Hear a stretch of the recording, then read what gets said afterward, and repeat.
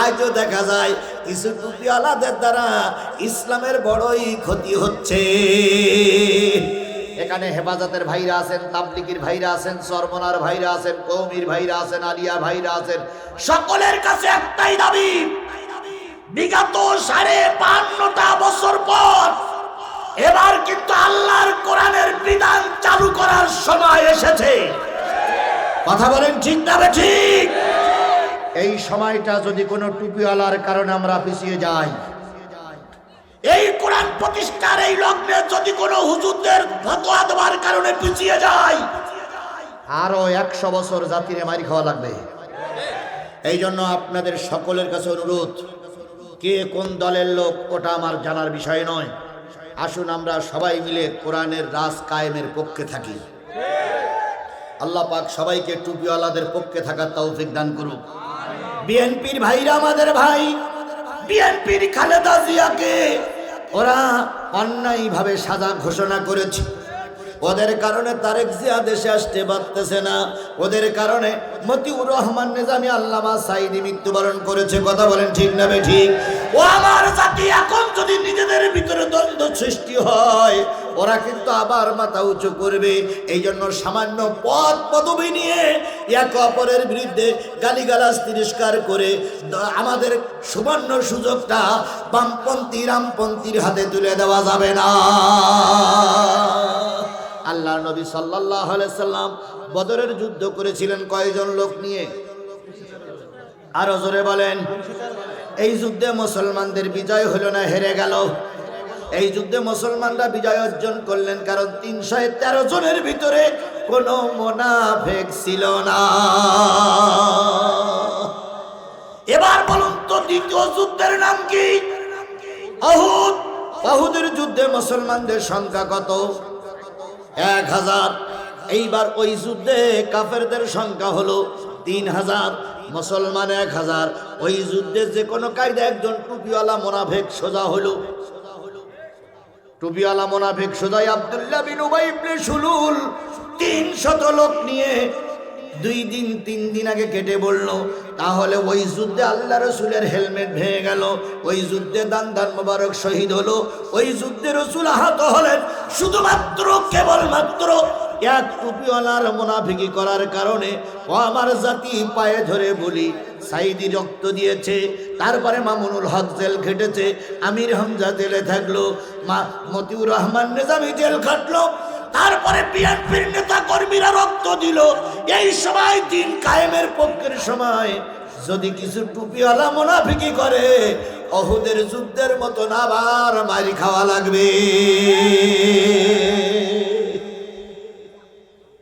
রাসূল সাল্লাল্লাহু আলাইহি সাল্লাম মদিনার মসজিদে আসলেন, এসে দেখলেন, মদিনার মসজিদে এসে দেখলেন যে মদিনার মসজিদের সাহাবীরা খুব খুশি, কিন্তু সাহাবীরা দেখলেন রসুলের মন খারাপ। রসুলকে জিজ্ঞেস করলেন সাহাবীরা, ইয়া রাসূলুল্লাহ মন খারাপ কেন? নবীজি বললেন, তোমরা কি শুনেছো একজন টুপিওয়ালা কয়জন লোক নিয়ে চলে গেছে? কয়জন? ৩০০ লোক। হযরত ওমর ছিলেন খুব রাগী মানুষ, উনি দাঁড়াই বলেন, ইয়া রাসূলুল্লাহ, ঘরে যদি খাবার না থাকে, ছোট্ট ছোট্ট বাচ্চাগুলো মদিনার মসজিদে বাচ্চাদের পাঠিয়ে দেয়। ২ দিন ৩ দিন পরে এসে যখন মা বাচ্চাদের ডাকে যে ঘরে খাওয়ার জোগাড় হয়েছে, চলো, বাচ্চারা মার মুখে চুমা খেয়ে বলে, ইয়ার মা জান, হে আম্মু, হে বাবা, ফিরে যাও। রসুলের চেহারার দিকে তাকাই থাকলে পেটে ক্ষুধা থাকে না। হযরত আনাস ইবনে মালিক রাদিয়াল্লাহু তাআলা বর্ণনা করেছেন, আমি একদিন পূর্ণিমার রাত, আজকে কিন্তু পূর্ণিমার রাতে ফাঁকা জায়গায় বসেছিলাম। চাঁদ যখন মাথার কাছে আসলো, আমি নবীর চেহারার দিকে তাকাই আর চাঁদের দিকে তাকাই। চাঁদের ভিতরে কলঙ্ক পেয়েছি, নবীর চেহারায় কোনো কলঙ্ক পাইনি। হযরত আয়েশা রাদিয়াল্লাহু তাআলা বলেন, নবীজি সারা দিনের কাজ করে ঘরে ফিরতেন, পোশাকগুলো খুলে দিয়ে নবীজি খাওয়ার খেয়ে ঘুমাতেন। নবীজির পরনের পোশাকটা ছেঁড়া, গায়ের পোশাকটা ছেঁড়া। আগামীকাল রাজ দরবারে যাবেন, নবীকে কম্বল মুড়ি দিয়ে শোয়ে আমি সুই দিয়ে দিয়ে নবীর কাপড়গুলো সেলাই করতাম। কখন জানি লন্ঠনের তেল ফুরায়ে যেত, আমার হাতের সুচ পড়ে যেত। চিন্তা করতাম এখনো তো কাপড় সেলাই করা শেষ হয়নি, নবীর কাপড় সেলাই করা শেষ হয়নি, এখন আলো পাবো কোথায়? মনে কৌতূহল জাগতো। নবী কম্বল মুড়ি দিয়ে শুয়ে আছে, কম্বলটা সরাইয়া দাও, অন্ধকার ঘর আলোকময় হয়ে যাবে। আমি নবীর চেহারা জমিনে কোনো মঞ্চাবি কথা বলবো না, কারণ আমি তার এলাকায় গিয়ে শুনেছি কোনো হিন্দু তার বিরুদ্ধে অভিযোগ দায়ের করতে পারিনি। তবে হ্যাঁ, কিছু দালাল, টাকা খাওয়া দালাল, এরাই আল্লামা সাঈদীর বিরুদ্ধে সাক্ষী দিয়েছিল। অনেক হিন্দুরা আল্লামা সাঈদীর পক্ষে সাক্ষী দিতে এসেছিল, তাদেরকে জেল গেটের থেকে ধরে নিয়ে ভারতের কারাগারে ভর্তি করে রাখা হয়েছিল। কথা বলেন ঠিক না বেঠিক? সুতরাং আমি যেটা বোঝাতে চাচ্ছি সেটা হলো, নিজের দলের লোকেরা যখন বিরোধিতা করে তখন খারাপ লাগাটাই স্বাভাবিক। আল্লাহর নবী মসজিদের মেম্বারের পরে বসলেন। নবীজি বললেন, ওমর, আলী, আবু বকর, শুনেছো কয় কি? কয় 300 লোক নিয়ে আমার পিছনে যে লোকটা নামাজ পড়তো, ওই লোকটা 300 লোক নিয়ে কেটে পড়েছে, কালকে যুদ্ধে যাবে না। নিজেই তো যাবে না, আরো 299 জন লোককে যেতে 300 লোক নিয়ে কেটে পড়েছে। নবীজির মন খারাপ। পিছনে একজন সাহাবী বলেন, ইয়া রাসূলুল্লাহ, মন খারাপ করে লাভ নাই, আমরা তো আপনার সঙ্গে আছি। মুসা আলাইহিস সালামকে বিপদে ফেলে বনে ইসরাঈলরা যেমন কেটে পড়েছিল, আমরা কথা দিচ্ছি কেটে পড়ব না। নবীজি বললেন, এই মদিনায় আর কোন লোক কি আছে যে এই লোকটা কালেমা পড়লে আব্দুল্লাহ ইবনে উবাই ইবনে সুলুলের শূন্যস্থান পূর্ণ হতে পারে?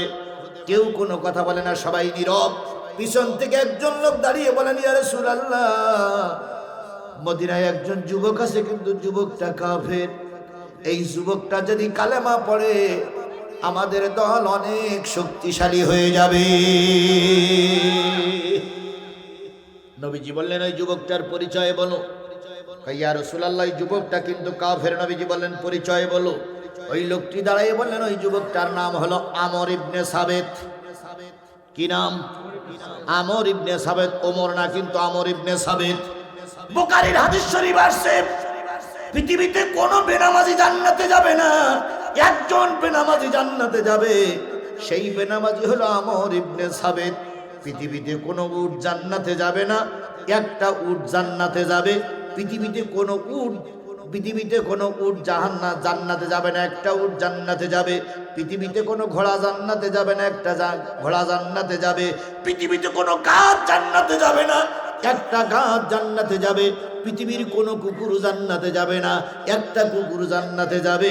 পৃথিবীতে কোনো বেনামাজি জান্নাতে যাবে না, কয়জন বেনামাজি জান্নাতে যাবে?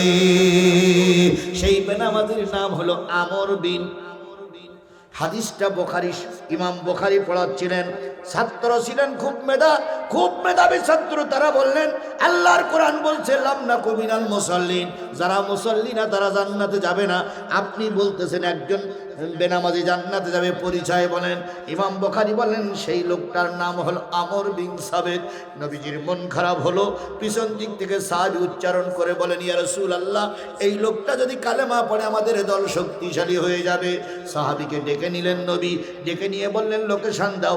লোকেশন অনুযায়ী পরের দিন আল্লাহর নবী দিনের জন্য, ধর্মের জন্য, আবু সুফিয়ানের মোকাবেলা করার জন্য একা আবু সুফিয়ানের মোকাবেলা করার জন্য একাই নবী আমর বিন সাবেতের বাড়ির দিকে রওনা হয়ে গেছে। সঙ্গে কেউ নাই, আলী নাই, ওমর নাই, আবু বকর নাই, কেউ নাই। আল্লাহর নবী লোকেশন অনুযায়ী যাইতে মদিনার থেকে প্রায় 10 মাইল দূরে একটা জীর্ণ শীর্ণ বাড়ি দেখতে পেলেন। নবীজি ওই বাড়ির ভিতরে ঢুকে দেখে 70-80 বছরের একটা বুড়ি পশ্চিম দিক ফিরে কি যেন সাংসারিক কাজ করছে। নবী পিছন দিক থেকে যেয়ে বলেন, মা, ও মা, আসসালামু আলাইকুম। বুড়ি পশ্চিম দিক থেকে পূর্ব দিকে মুখ না ফিরে উত্তর দিয়ে বলতেছে, কে হে, কি জন্য এসেছো?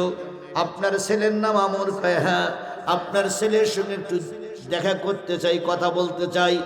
বুড়ি তার বাগ্নি মেজাজে, বুড়ি যে তার সলাপমূলক আচরণ করে বললেন, আমার আমর তোমার সঙ্গে দেখা করবে না, কারণ আমর সারা রাত গুন্ডামি করে এখন ঘুমাচ্ছে।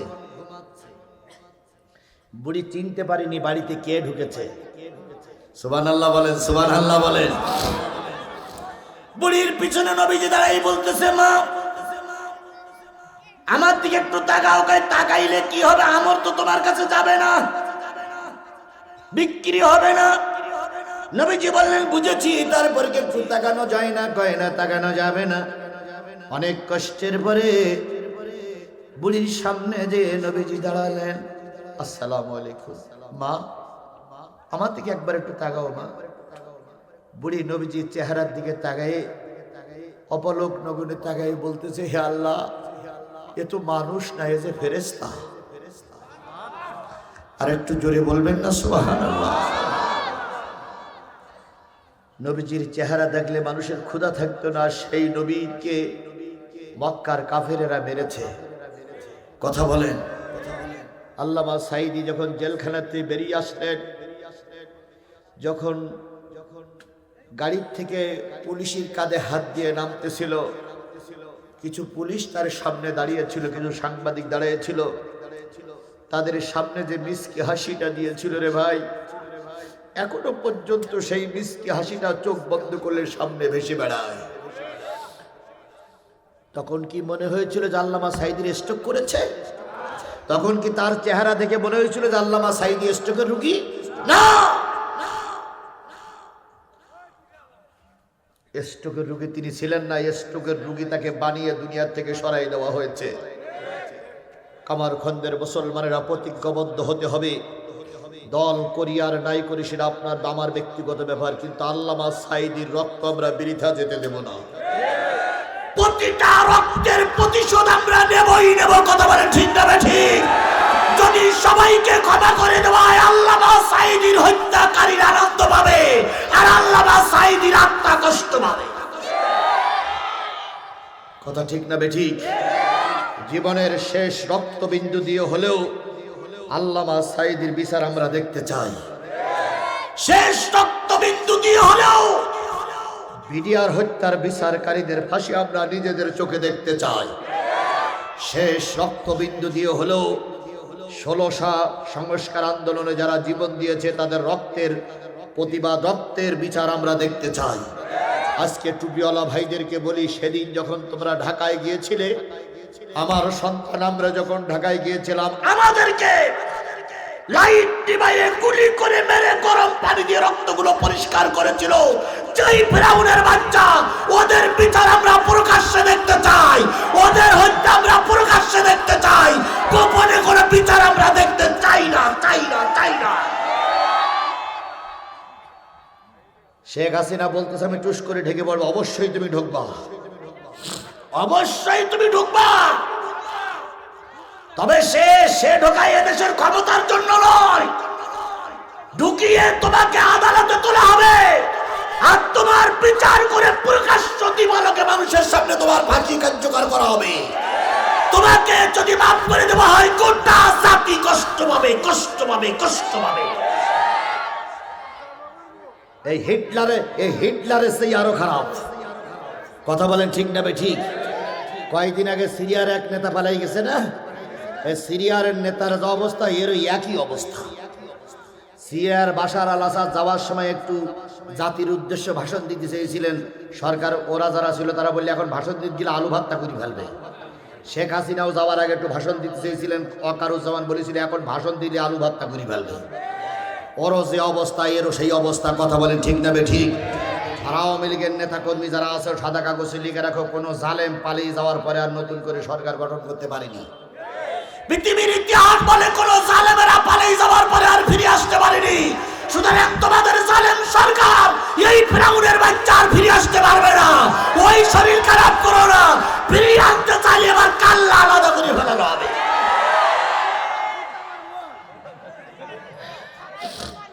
আল্লাহ আমাদের সবাইকে ধৈর্যের সঙ্গে মোকাবেলা করার তৌফিক দান করুক। বুড়ি ডাক দিয়ে বলে, তো মানুষ নয়, কি ফেরেশতা। বাবা, বাবা তোমার নাম কি?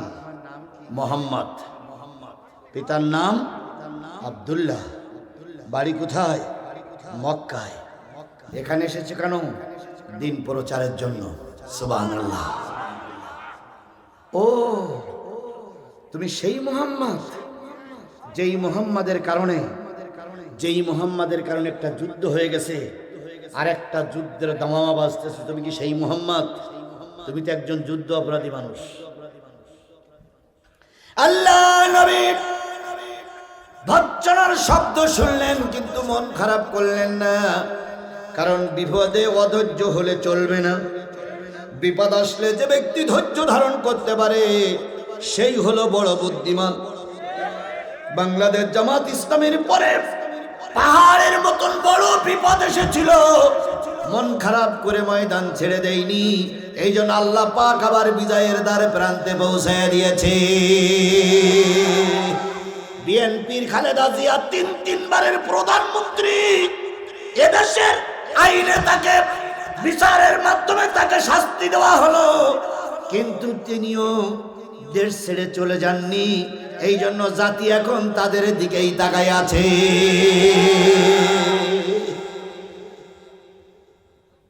নবীজি বললেন, মা ভুল বুঝো না মা, আমি যুদ্ধ অপরাধী নই, আমি মানুষের খুন করার জন্য আসিনি, আমি মানুষের কল্যাণের জন্য এসেছি। তো আমার বাড়ি কেন? তোমার একটা যুবক ছেলে আছে নাম আমর। হ্যাঁ আছে, সে নাকি খুব শক্তিশালী, তাকে দাওয়াতি কাজ করতে এসেছি। বুড়ি তখন বলতেছে, বাবা তোর পায়ে দুটা ধরি বাবা, আমি তোর চেহারার দিকে তাকাই মনে করেছি তুই একটা মানুষ না, তুমি একজন ফেরেশতা। তোমার গায়ে যদি আমার আমর মারে আমার তেলটা ফেটে যাবে বাবা, তুমি চলে যাও। ও সাংঘাতিক হিংস্র, যারে তারে মারে, যারে তারা অপমান করে। হুজুর আলেম ওলামা কিছু মানতে চায় না। নবীজি বললেন, বুড়িমা একটু ডেকে দেওয়া যায়, কয় না। আল্লাহ নবী চলে গেলেন আর বললেন, বুড়িমা আগামীকালকে আবার নবী তোমার বাড়ি আসবে, তুমি একটু তোমার ছেলেকে বলে রেখো সে যেন আমার কথাটা আগের থেকে শুনে রাখে। বুড়ি বললেন, যা বাবা যা, কখন আসবা সেটা পরের কথা, কিন্তু আমার ছেলে বড় হিংস্র। নবী চলে গেলেন। বুড়ি অনেক দূর পর্যন্ত যে পাহাড়ের পাদদেশে দাঁড়িয়ে নবীজির দিকে তাকাই তাকাই দুই চোখের পানি ফেলে কাঁদে আর কয়, আল্লাহ এই লোকটি কখনো মানুষ খুন করতে পারে না, এই লোকটার হাতে কখনো মানুষের রক্তের গন্ধ পাওয়া যাবে না, কারণ এই লোকটা একজন মানব দরদী মানুষ। এক মাসের ভিতরে দুই নেতার চেহারা দেখেছি। এক নেতাকে দেখেছি জনসভায় যাওয়াকালীন অবস্থায় একজন কর্মী মোসাফা করতে এসেছে, তাই একটু নেতার গায়ে ঠেস লেগেছে, নেতা থাপড় মেরেছে। এক নেতার চেহারা দেখেছি। আর এক নেতার চেহারা দেখলাম, সমাবেশে যাচ্ছেন তিনি, বিরাট সমাবেশ, সব মানুষগুলো মোসাফা করছে, একজন প্রতিবন্ধী বগলে দুখান লাঠি নিয়ে দূর থেকে ফেল ফেল নয়নে তাকায়ে রয়েছে। এত বড় একজন ইসলামী আন্দোলনের নেতা, তার সঙ্গে একটু মুসাফা করতে পারলাম না। এইটা নেতার দৃষ্টিগোচর হলো।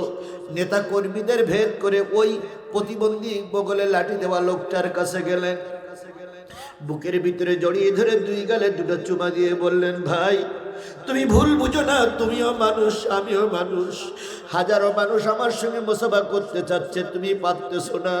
আমি তোমারে ভুলে যাইনি, তুমি আমার ভাই। তোমারে কোলের ভিতরে জড়াই নিয়ে গালে চুমা দিয়ে বললাম, তুমিও যেমন মানুষ আমিও তেমন মানুষ।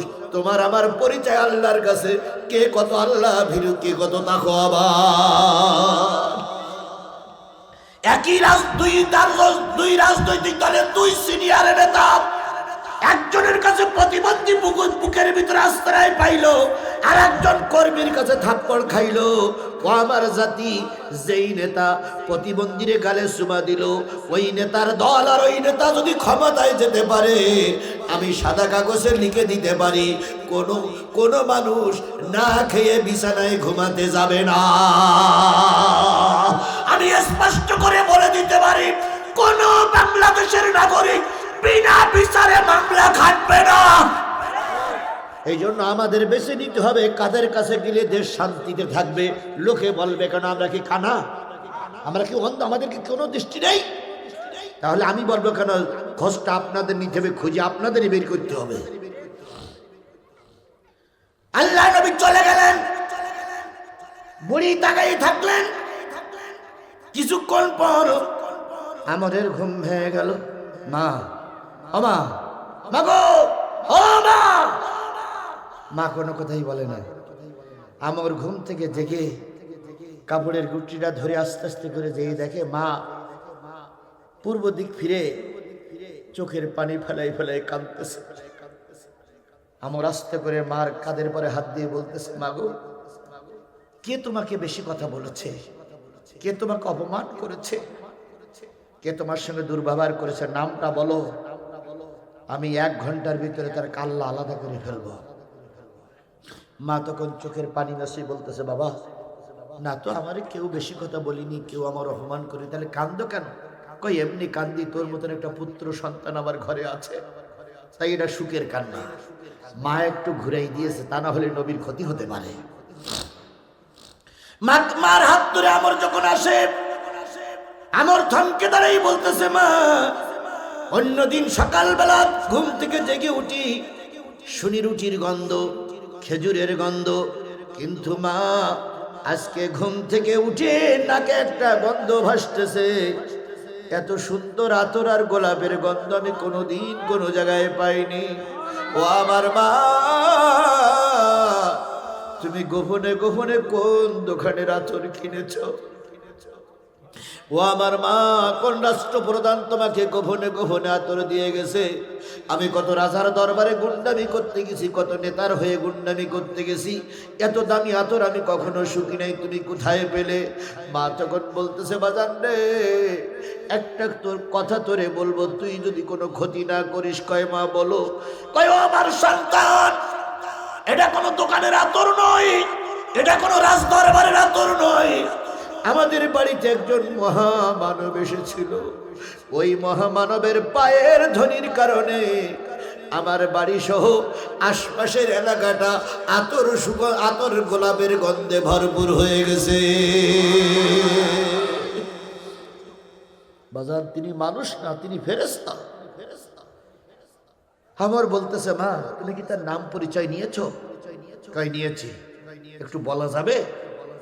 মা বললেন, হ্যাঁ বলতে পারি, সত্য একটা, সেটা হলো আমি নাম পরিচয় বলবো, কিন্তু তুই তো আর কোনো ক্ষতি করবি না। আমর বলতেছে, মা আমি কথা দিলাম ক্ষতি করব না। মা তখন বললেন, তিনি আর কেউ নয়, তিনি শেষ জামানার শেষ নবী জনাবে মুহাম্মদ রাসূলুল্লাহ সাল্লাল্লাহু আলাইহি সাল্লাম। তিনি এসেছিল তোর হেদায়েতের বাণী শোনানোর জন্য। 3.5 হাত আমর সঙ্গে সঙ্গে রক্তের মতন লাল হয়ে গেল। আমার বলতেছে, মা তুমি কি অরিজিনাল খবর জানো? কয় কি? কয় এই লোকটার কারণে মক্কা মদিনার সরকার 2 জনে মিলে পুরস্কার ঘোষণা করেছে, তাকে যদি জীবিত ধরে দিতে পারি অথবা মৃত্যু ধরে দিতে পারি, মক্কা মদিনার একটা অংশ আমার নামে লিখে দেওয়া হবে। কাল্লা আলাদা করে যদি মক্কা মদিনার সরকারের কাছে জমা দিতে পারি, 70টা উট দেওয়া হবে, সুন্দর নারী দেওয়া হবে। ও আমার মা কোন পথে চলে গেছে, দয়া করে তুমি নাম জায়গাটা বলে দাও, আমি তার কাল্লাটা মক্কার সরকারের কাছে জমা দেব। তার কারণে যুদ্ধ শুরু হয়েছে, আমি আর যুদ্ধ করতে যাব না, যুদ্ধ করতে দেব না। মা তখন বললেন, বাজান তুই না শপথ করলি, আমার কথা শপথটা রাখ, তুই না নবীর ক্ষতি করবি না। একান্তই যদি ক্ষতি করতেই চাস, কষ্ট করা লাগবে না, আগামীকাল সকালবেলা নবী মুহাম্মদ আমার বাড়ি আবার আসবে। কুল আতিউল্লাহ ওয়া আতিউর রাসূল ফাইন তাওয়াল্লাউ ফাইনাল্লাহা লা ইউহিব্বুল কাফিরিন। আল্লাহর আনুগত্য করো, রাসূলের নেতৃত্বে মেনে চলো। আব্দুল্লাহ বিন উবাইয়ের মতন কোন টুপিওয়ালা যদি আল্লাহ রাসূলের দল থেকে চলে যায়, জেনে রেখো কিছু টুপিওয়ালা কাফেরকে আল্লাহ হেদায়েত দেবে না। তবে চিন্তার কোনো কারণে একজন চলে গেলে 10 জন আসবে, তাই হচ্ছে না? একজন চলে গেলে কয়জন আসবে? 10 জন আসবে। আমার বললেন, মা তাহলে আসবে? বুড়ি তখন বললেন, আমি জানি নবীরা মিথ্যা কথা বলে না, নবী কালকে আবার আসবে, তুই কালকে প্রতিশোধ নিস। আমার তৈরি হয়ে আছে, কালকে রসুল আসলেই প্রতিশোধ নেবে। আর বুড়ি অপেক্ষায় আছে কখন আল্লাহ ভোর করবে, কখন আল্লাহ সকাল বানাবে। সকাল হয়ে গেল, নবীজি ফজরের নামাজ পড়ে আবার আমরের বাড়িতে দাওয়াতি কাজ নিয়ে চলে গেলেন। অন্যদিন বুড়ি ছিল বারান্দায় বসে, আজকে বুড়ি পাহাড়ের চূড়ার পরে দাঁড়িয়ে আছে। নবীকে দেখেই বলতেছে, বাবা আসসালামু আলাইকুম। বাবা মোহাম্মদ তুমি কেমন আছো বাবা? রাতটা তোমার কেমন চললো? রাতটা তোমার কেমন গেল? আমি তোমার জন্য কিছু নাস্তা পানি বানাইয়ে দাঁড়িয়ে আছি, এসো বাবা, হাতের নাস্তাটা খাও। তুমি একবার আমাকে মা বলে ডাকো। 25 বছর আমার ছেলে মা বলে ডেকেছে, যতক্ষণ না যতটুকু আমার দিল শান্তি পেয়েছে রে বাবা, তার সেইতে বেশি শান্তি পেয়েছি তুমি কালকে 1 ঘন্টা আমাকে মা বলে ডেকেছো। তোমার মতন মানুষ পৃথিবীতে আর কেউ হতে পারে না। লা ইউমিনু আহাদুকুম হাত্তা আকুনা হাব্বা ইলাইহি মিন ওয়ালিদিহি ওয়া ওয়ালাদিহি ওয়ান নাসি আজমাইন।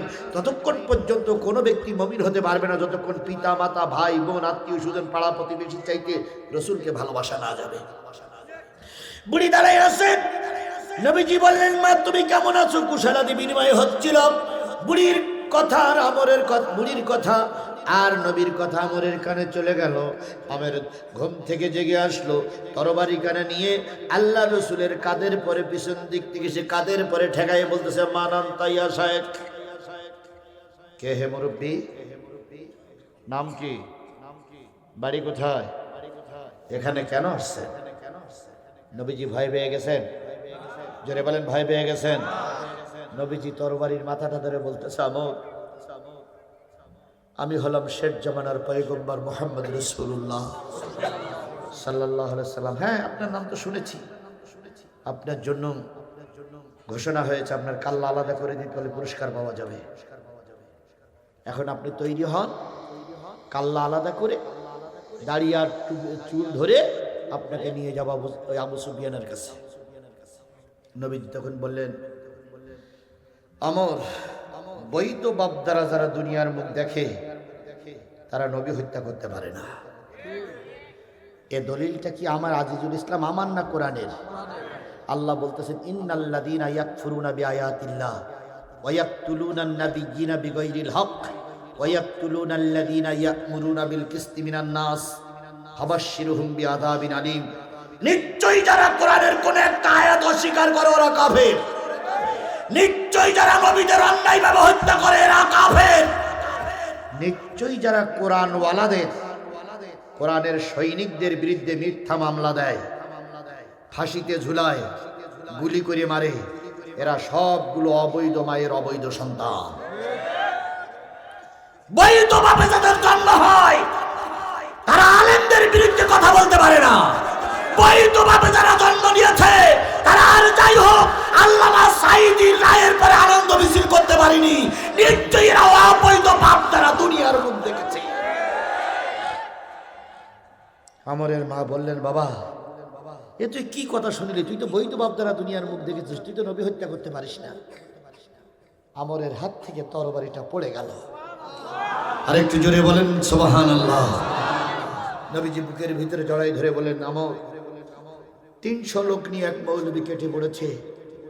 আগামীকাল বদরের উহুদের যুদ্ধ, তোমাকে দাওয়াতি কাজ করতে এসেছি, দাওয়াতি তাবলীগ করতে এসেছি, তুমি আগামীকাল যুদ্ধের ময়দানে থাকবে। আল্লাহ হয়তো তোমার মাধ্যমে আমার মাধ্যমে দিন টিকাই রাখবে। আমর বললেন আমি কারোর কথায় হেদায়েত পাওয়ার জন্য রাজি নয়, আর আমি তোমার কথা শুনে কালেমা পড়বো না, তাহলে লোক মনে করো আমি ভীতু। নবীজি বললেন শুনে তোমার ব্যাপার, আমার দায়িত্ব ছিল আমালাইনা ইল্লাল বালাগ, আমার দায়িত্ব ছিল পৌঁছানোর, পৌঁছে দিয়ে গেলাম। যদি হেদায়েত কপালে থাকে কালকে উহুদের ময়দানে দেখা হবে, আর যদি হেদায়েত না থাকে পরকালে তুমিও কৈফাত দেবো আমিও কৈফাত দেবো। নবী চলে গেলেন, বুড়ির কাছ থেকে বিদায় নিয়ে গেলেন। পরের দিন সকালবেলা নবীজি 700 মুজাহিদকে নিয়ে উহুদের ময়দানে রওনা হলেন। এদিকে বুড়িমা সকালবেলা উঠে ঘুম থেকে জেগে বারান্দায় পায়চারি করে কান্দে আর কয় বালি আমি আমরের চাইতে মুহাম্মদকে বেশি ভালোবাসি। মুহাম্মদ আমার পেটের সন্তান নয়, কিন্তু মুহাম্মদ আমার কলিজা জুড়ে নিয়েছে। তুমি মুহাম্মদকে হেদায়েত দিও, মুহাম্মদকে হেফাজত করিও, মুহাম্মদকে আমার কাছে আবার ফিরাই নিয়ে এসো। মুহাম্মদের মা ডাকতেন আমি শুনতে পাই। আমরের ঘুম ভেঙে গেল। ঘুম থেকে জেগে আমর দেখে মা কান্নাকাটি করে। মা আমর গায়ে কান্দ কেন? কয় জানিস না আজকে নবী মুহাম্মদ উহুদের যুদ্ধে চলে গেছে, এতক্ষণ বেশি আছে না মারা গেছে, যদি মারা যায় আমি কিন্তু তোরে সন্তান বলে পরিচয় দেব না। আমরের পরিবর্তন একটু আসলো, আমর চিন্তা করলো মদিনায় একটু ঘুরে আসি। আমর মদিনায় ঘুরতে যেয়ে দেখে একদল যুবতী নারী ছোট্ট ছোট্ট বাচ্চাগুলোর নিয়ে বসে আছে।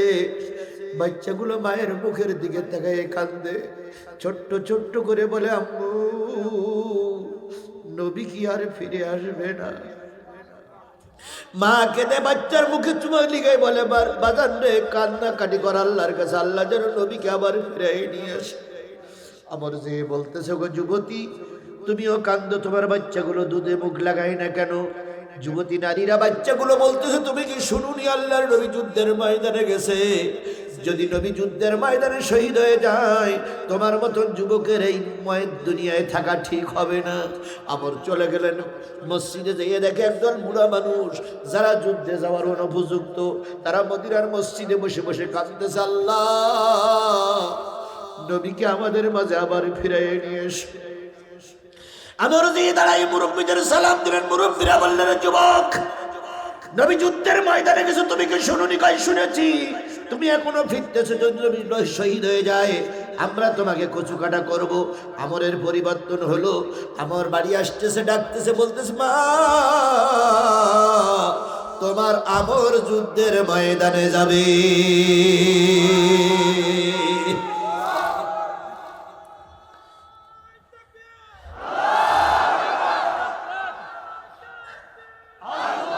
মা শুনে বলতেছে বাজান তুই যুদ্ধের ময়দানে যাওয়ার জন্য পোশাক পরে আমি নাস্তা বানাই। মা চলে গেলেন নাস্তা বানানোর জন্য, আর আমর চলে গেলেন যুদ্ধের পোশাক পরার জন্য। যুদ্ধের পোশাক পরে মার ছেলের সঙ্গে মাঝখানে দেখা।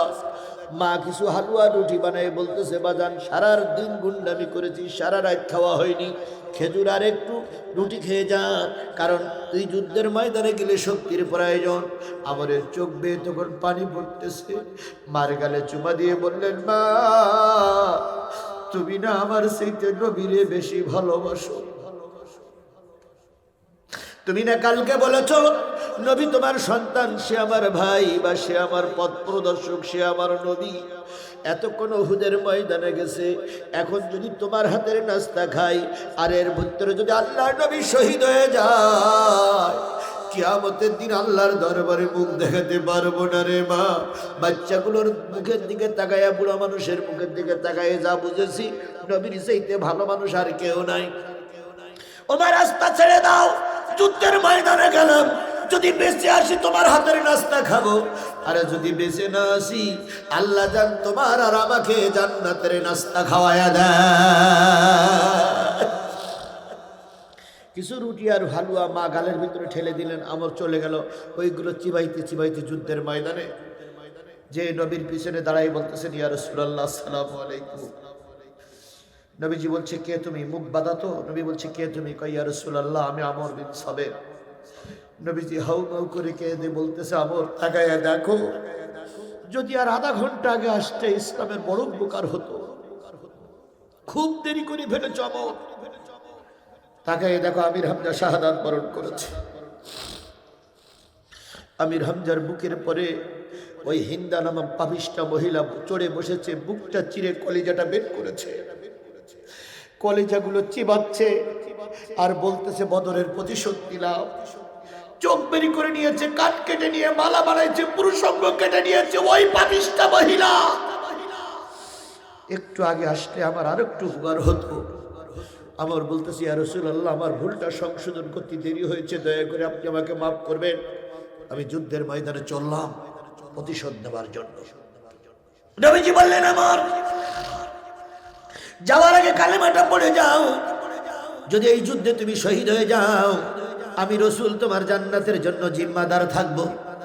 আরেকটু জোরে বলেন সুবহানাল্লাহ, আরেকটু জোরে বলেন সুবহানাল্লাহ। আল্লাহ রসুলের কাছে প্রশ্ন করলেন ইয়া রাসূলুল্লাহ উত্তম আমল কোনটি? নবী বললেন আল্লাহর পরে ঈমান আনো, তারপর রসুলের পরে ঈমান আনো, তারপর জিহাদ ফি সাবিলিল্লাহর কাজ করো। এর চাইতে উত্তম আমল আর কিছু হতে পারে? তুমি যুদ্ধের ময়দানে যাচ্ছ, কালেমাটা পড়ে যাও। আমার তরি ঘড়ি করে কালেমাটা পড়ে গেলেন। যুদ্ধের ময়দানে যে অগণিত মানুষের সঙ্গে মোকাবেলা করে এক সময় আমারও শাহাদাত বরণ করলেন। বগলে তীর পড়ল, আমার তীরটা বাম হাত দিয়ে উঁচু করে বলতেছে, ও আমার আল্লাহ, ও আমার রব। 1 ঘন্টা আগে এই রক্তটা ছিল কাফেরের পক্ষে, 1 ঘন্টা পরে এই রক্তটা পড়তেছে কোরআন কায়েমের পক্ষে। বাম বগলে তীর পড়লো, অনেকগুলো তীরে তীরন্দাজ হয়ে আমর শহীদ হয়ে গেলেন। আল্লাহ রাসূল উহুদের পরে লাশ শনাক্ত করতে যেয়ে 69টা লাশ শনাক্ত হলো, আর একটা লাশ শনাক্ত হয় না। পাহাড়ের পাদদেশে 70টা তীর মুখে নিয়ে একটা লাশ পড়ে আছে। নবী বললেন, কলেমা পড়ে নেই, ও জাহান্নামী। নবীজি বলেন, আবু বকর, আমরের মুখে একটু মুখ লাগাও। ইয়া রাসূলুল্লাহ, আমি কাফেরের মুখে মুখ লাগাতে রাজি না। কই, লাগাও, নবীর আদেশ শোনো। আবু বকর মুখ লাগাইয়ে ঠোঁট চষে, জিহ্বা চষে, উপরের ঠোঁট নিচের ঠোঁট চষে। নবী বলেন, চষো কেন? কই, ইয়া রাসূলুল্লাহ, এত মিষ্টি আর এত সুগন্ধ আমরের মুখ আমি জীবনে কোনোদিন কল্পনা করতে পারিনি। নবী বলতেছে, যুদ্ধে আসার আগে মায়ের হাতের নাস্তা খেতে পারিনি। দিন কায়েমের জন্য, রসুলকে হেফাজতের জন্য, আল্লাহর দিনকে প্রতিষ্ঠা করার জন্য ময়দানে জীবন দিয়েছে। মৃত্যুর সাথে সাথে ফেরেশতা প্রতিযোগিতা করে ওরা জান্নাতের রাস্তা খাওয়াচ্ছে। এই জন্য তার মুখে এত সুগন্ধ, এত মিষ্টি। বলুন তো, আমর কি কালেমা পড়ার পরে একক নামাজ পড়ার সুযোগ পেয়েছিলেন? তিনি যুদ্ধের ময়দানে যে কি হয়েছেন, আল্লাহ রসুল বলেছেন, একজন বেনামাজি কারণ সে নামাজ পড়ার সুযোগ পায়নি, তার আগে শহীদ হয়ে গেলেন। ও আমার জাতি, আজকে এই বিশাল জাতির কাছে কি আমরা এই অদবদ্ধ হতে পারি? এতদিন আজকের এই দিন পর্যন্ত ছিলাম রামপন্থী, এখন আমরা তওবা করে হয়ে যাব কি পন্থী? জোরে বলেন, কি পন্থী? আগামী ফজরের আসার আগে যদি আপনার মৃত্যু হয়ে যায়, আমি আজিজুল ইসলাম লিখে দিতে পারি, আমর যে জান্নাতে যাবে আপনাকে আল্লাহ সেই জান্নাতের মেহমান বানিয়ে দেবে। সুতরাং আজকের থেকে শপথ নেব, দিন কায়েমের পক্ষে থাকবো, কোরআন প্রতিষ্ঠার পক্ষে থাকবো। কারা কারা রাজি আছেন? 2 হাত উঁচু করে আল্লাহরে দেখান।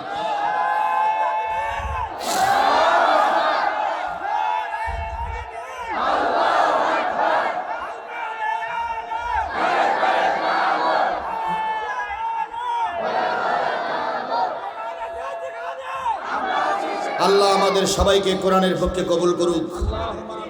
আমার সঙ্গে দয়া করে রাগ করবেন না। আমি আমার নির্ধারিত সময় পর্যন্ত যত কষ্ট দিয়েছি, আগামীতে বেঁচে থাকলে আবারও দেখা হবে, বেঁচে না থাকলে আল্লাহ যেন জান্নাতে দেখা করাই দেয়। সকলে মিলে বলুন আমিন।